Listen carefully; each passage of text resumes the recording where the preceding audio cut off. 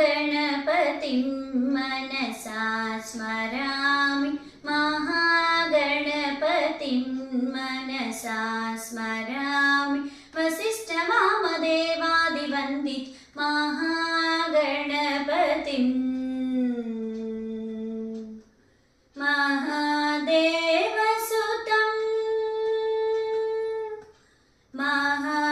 महादेवसुतं गुरुगुहनुतं मारुकोटिप्रकाशं शान्तं महाकाव्यनाटकादिप्रियं